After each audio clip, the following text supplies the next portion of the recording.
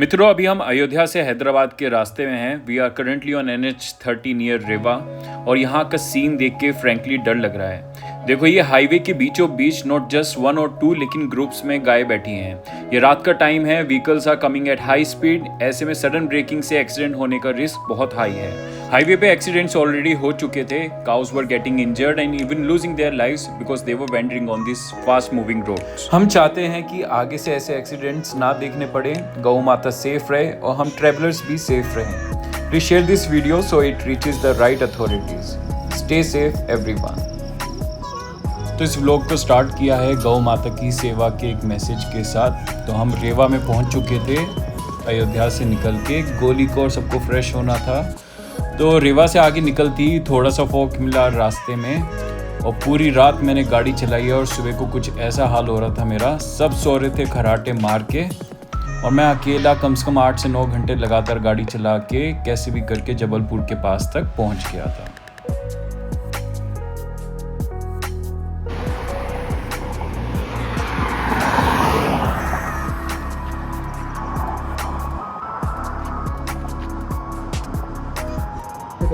तो भाई गाड़ी के अंदर सारी जनता सो रही थी। मैंने भी एक अपना ब्रेक लिया और उसका मम्मी ने कहा कि उनको चाय पीनी है।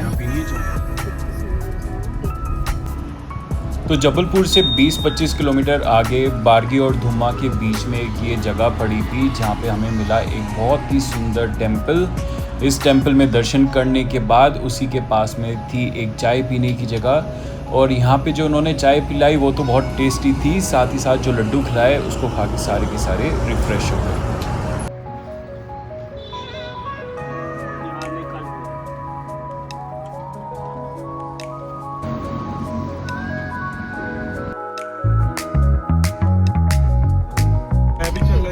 आप दोनों मेरे पे नहीं चिल्ला सकते इस बात पे। मैंने उल्टा वेट स्टार्ट हो जाए। That is the very first thing that should be done.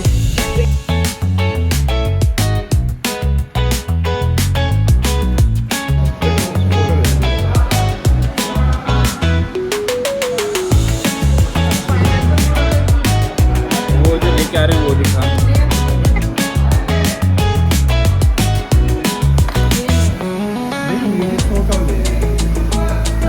और एक नींबू ले आना भैया। भैया लेमन ले आना। चलो ठीक है। लेकिन तो भटूरे पे कुछ बोला क्या? सब रिकॉर्ड हो गया। तो भाई हमारे साथ जो जनता चलती है वो पेट पूजा अच्छी करके चलती है हमेशा। तो जल्दी से खाना खा के फिर हम फिर से पहुंच गए थे हाईवे पे। तो सियोनी को क्रॉस ही किया था और आगे जाके पता चला कि जाम लगा हुआ था जिसमें एक एक्सीडेंट हो गया था। तो थार का फ़ायदा उठाया और जल्दी से डिवाइडर पे से चढ़ा के गाड़ी को उल्टी साइड से अंदर घुसा दिया गांव के अंदर और 2-3 लोगों से पूछ के गांव में और 2-3 गाड़ियों को पीछे चला के गाड़ी अपनी हम पहुंच गए दूसरी साइड और हमने अपना 2 से 3 घंटा बचा लिया, आधा घंटा रीरूट लेके।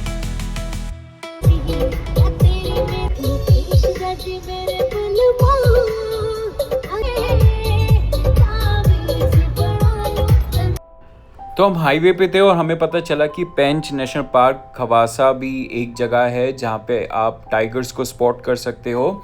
अगर आपने रुडयार्ड किपलिंग की द जंगल बुक की स्टोरीज देखी हैं या पढ़ी हैं तो इसी जंगल पे वो बेस्ड हैं। जितने भी कैरेक्टर्स मोंगली, बगीरा, बालू, शेर खान, बल्लू, ये सारे के सारे कैरेक्टर्स रुडयार्ड किपलिंग्स के इसी जंगल पे बेस्ड हैं।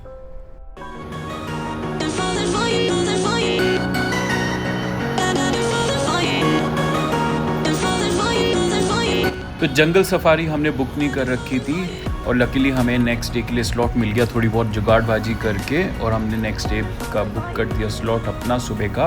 और लकीली हमें रिजॉर्ट भी मिल गया जंगल के बीचों बीच पास में। तो मैं आपको दिखाता हूँ कि रिजॉर्ट कैसा था।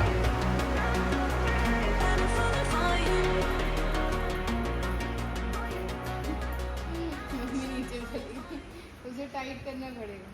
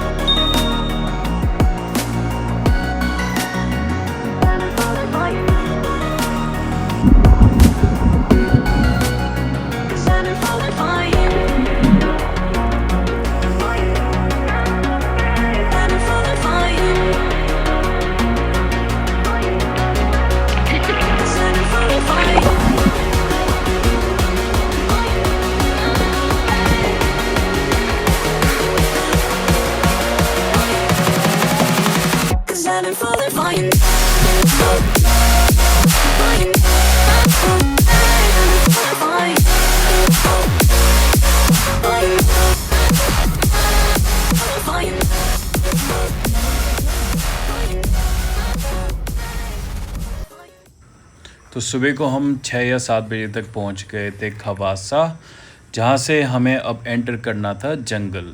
तो सफारी अब हमारी होने वाली थी स्टार्ट। गाड़ी हमने कर दी थी पार्क।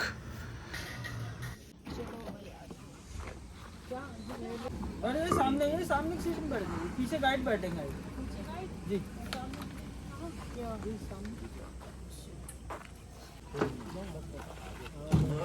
तो आपको थोड़ा सा इस नेशनल पार्क के बारे में बता देता हूँ। ये सियोनी और छिंदवाड़ा डिस्ट्रिक्ट मध्य प्रदेश के अंदर और नागपुर डिस्ट्रिक्ट महाराष्ट्र तक ये फैला हुआ है। टोटल एरिया इसका 1179 स्क्वायर किलोमीटर है। मेजर एंट्री गेट्स हैं इसके तुरिया, कारमाजरी, जमतारा जो कि मध्य प्रदेश की साइड में है, सिलर, घुड़सपर एंड कोल्टीमारा जो कि महाराष्ट्र की साइड से है।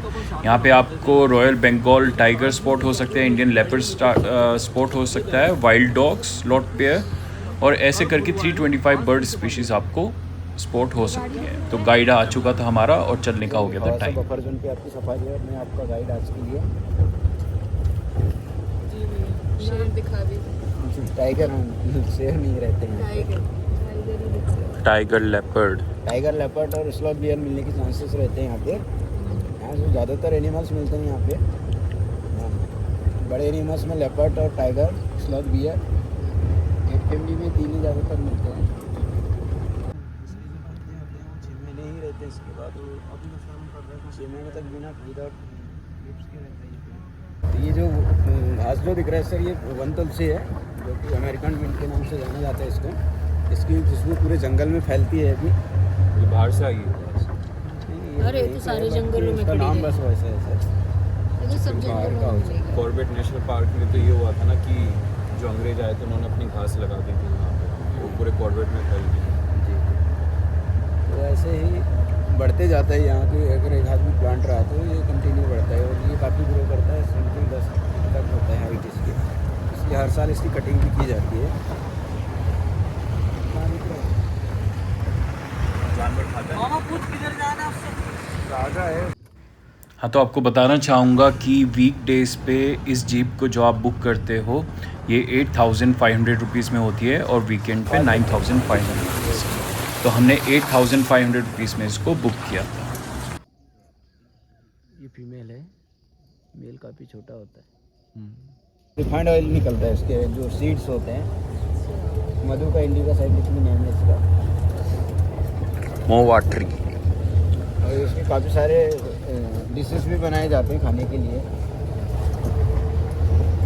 कच्ची दारू और मेडिसिनल।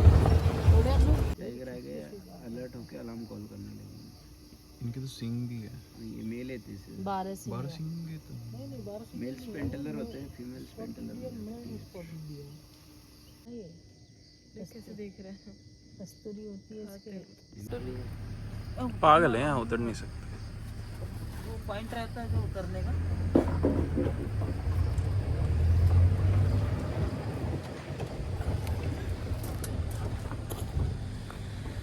यहाँ तो मेन रोड भी, अरे गाँव भी है।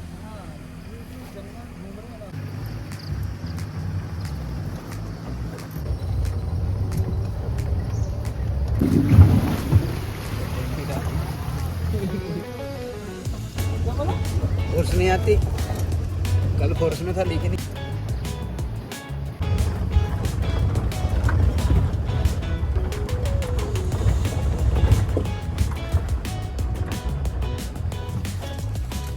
कल ही हुआ है ये सीन।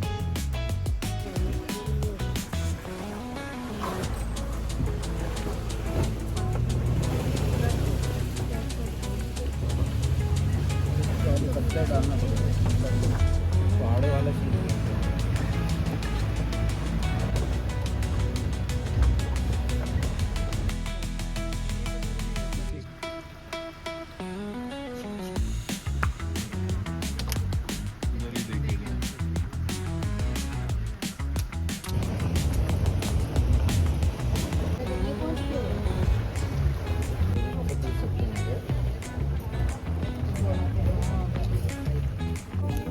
ना मैं खड़के होके खाऊंगी।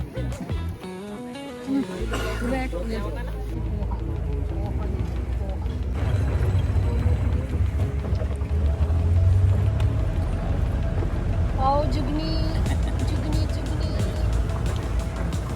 जुगनी तो खुला आसमान हो गया।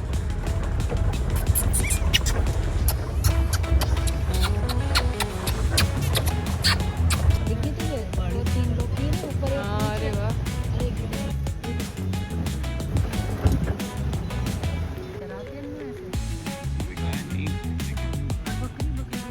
नहीं खा मैं नहीं होता मीट इतना।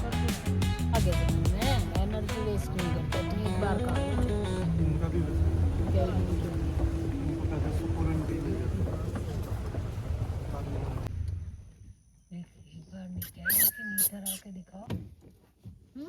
नहीं बैग में भर सकते हैं हम अपने। ये तो चिपका हुआ है भैया इसमें से। जी और इतने ऊपर कैसे चिपक गया? रखा गया है ऊपर।